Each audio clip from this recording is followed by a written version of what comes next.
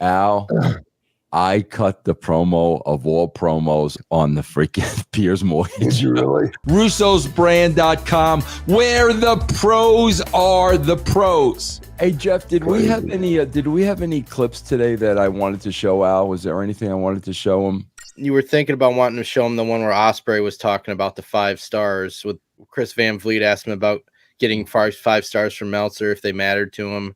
And then he was talking about his contract when his contract comes up. Can we pull that up? Yeah, let me find that one. I would love to. I would love to. Fascinating. Yeah, I would love to get Al's thoughts to see if there is any validity to that whatsoever. Because I can't imagine somebody going to OVW and trying to sell Al on how many 5-star matches they've had, and that's why he should hire them.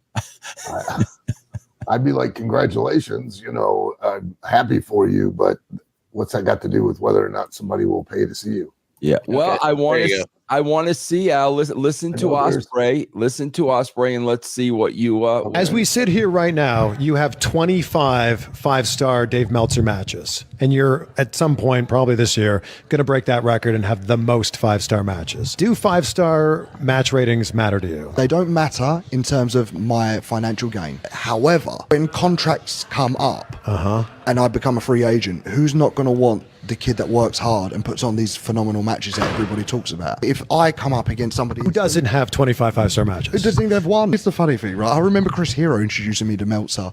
I didn't understand why it was a big deal. I was like, oh, it's nice to meet you, mate. Lovely geezer, isn't he? He is lovely. But, he's lovely. I like him, yeah. He's so Dave's nice. great. Doesn't need to get that much heat for just going I really like this. Well, you should like this more. Interesting. Let's be devil's advocate.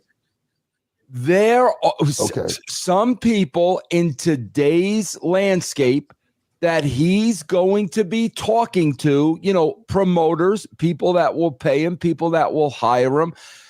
That is going to have an effect. I mean, whether we like it or not, that can have an effect on whether or not he gets a job in a spot. Yeah, that was what I was about to say, is that the sad thing is that he's right, that Meltzer holds so much, and that's my only issue, is that a non-wrestling individual, someone who is a very well-informed fan, holds that much sway within a business he's never actually been a part of, to where it will dictate how much a person gets as far as a contract or whether they get booked or not. And that's insane to me. I don't know what other businesses operate like that. I don't. I mean, even in acting, Academy Awards carry a lot of weight, a lot of gravitas. They, will allow an actor to ask for a much higher rate if they've been nominated or have actually won an Academy Award. A film will draw more money, will be more profitable if it wins an Academy Award. Those are voted on by the acting community, by their peers, not movie critics or movie fans. And so I don't know, man. I just, he's right. I mean, I can't deny it. I don't necessarily agree with it, but I can't argue that, yeah, he probably is going to get much more consideration and is going to make more money and more likely to get booked over someone who doesn't get that acknowledgement from Dave Meltzer. Man, Al, you just brought me back to the good old days, man. Well, remember, Al, when a film used to win an Academy Award and then they would re-release it, and then remember all the ads would be seven Academy Awards. Remember, like that was such a big deal because exactly what you said, because now that it won the awards, more people are going to go see the movie.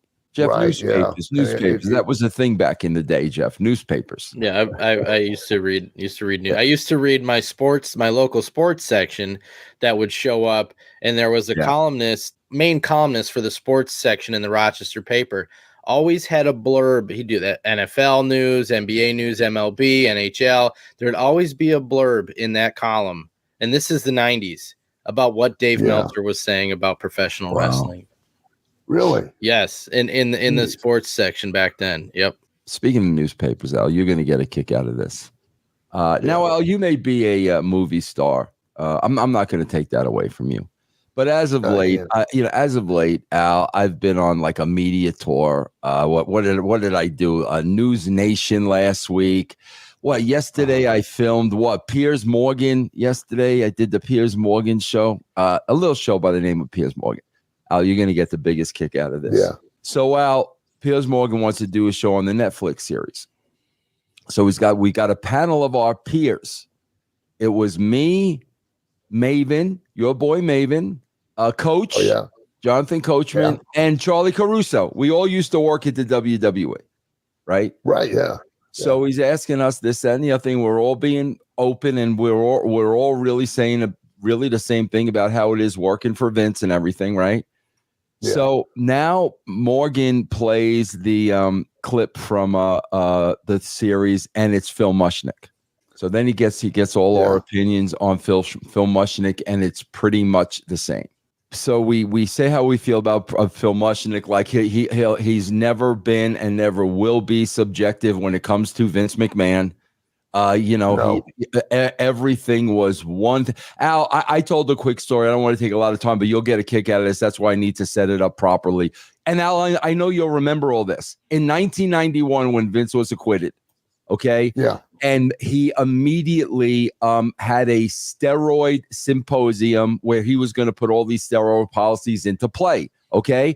Right. He invited all of the wrestling media to come, including Meltzer and Mushnick. Okay. Yeah. I went. I was working with John Arizzi at the time. I went because I wanted to get the other side of the story. Okay. Right. The man was acquitted. What is he now going to put in place going forward? Right. So, bro, I go to the symposium. Al, I tape the whole entire thing. Okay. Mushnick isn't there. I tell this story on Piers Morgan. Mushnick isn't there. Al, the next day in the New York Post, the freaking guy writes a story, and Al, right hand to God, literally made shit up. I recorded it. So, bro, I'm cutting this hellacious promo on John Arizzi. He's in my video store, right? Al, the next thing I know, Al said, Arizzi goes, hey, somebody wants to talk to you. Gives me the telephone. It's freaking Mushnick. Yeah. I cut I said, you call yourself a jerk. You were invited. You didn't go. Then you're going to make shit up in the New York. I cut a hellacious promo. Nothing. Hum. So I tell that story on Piers Morgan, right? Yeah. So after I tell the story, Piers goes, well, it seems like you all feel the same about Phil Mushnick. So, ladies and gentlemen, without further ado, Phil Mushnick. Phil Mushnick. Yeah, he ambushed you. Al, I cut the promo of all promos on Phil Mushnick on the freaking Piers Morgan. Did you really? Al, I've cut some bad wrestling promos in my life. Al, my Italian temper. I lost my mind. Bro, he was being smug and he was pushing the buttons and he kept me going and going and going, right? So, Al, the show is over. And now you know how like you have those moments, like I'm sure you've had a million of them, like, what did I just do? What did I just do? Right? Yeah. So Al, I text back his producer. I like when your wife wakes up in the morning, like, what did I do? So Al, I text his producer, Greg, and I said, bro, I can't tell you how sorry I am. That was not planned.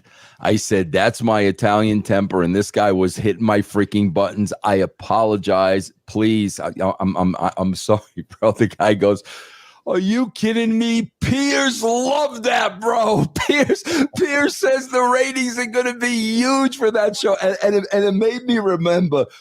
That's why I love TV, Al. That's why I love TV, because, man, the more controversy they have, the more they freaking love it, bro. But, bro, I killed this old man on TV, bro.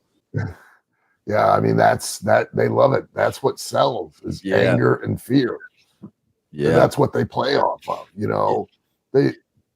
People don't realize and understand that literally everything that's on their television is fake. It's not real. It's being produced to draw an audience. It's not there to disseminate information. You know, Piers did not bring you guys on to really get at the heart of Vince McMahon. He brought you on and ambushed you with Phil Mushnick so that you could have that confrontation. That was why. Yes. You know, he doesn't care about Vince McMahon. He doesn't care about wrestling. You know, it was phenomenal. You know, Lee, you were saying though, like he may not have made anything up. Phil Mushnick, I mean, on that symposium on the next day, what he probably did was he called people who had attended and then got their take and then extrapolated it from there. Yeah. And that Dave Meltzer does that and openly says so. Yes. In his newsletters all the time. He says, "Oh, I need a what do they call them? You know, somebody source at the event." Yeah. So that means a fan it's not even Dave who's watching it. It's a fan, another fan who's now communicating their opinion to Dave, who's now reporting it as if it's fact, when quite honestly, it's not. Yeah. You know? Yeah. And you know, Dave picking up the phone and calling a particular wrestler, you know, to get that wrestler's clearly bent opinion on, you know, what's going on backstage that's just rumor mongering. That's all it is. It's not actual news reporting, because he's not going to go check the facts. He's not going to go check other sources. He's just going to rely on that one wrestler's, you know, neurotic, myopic view of what's happening. Right. Exactly. Yeah, exactly. All right, Jeff, what do you got for Al?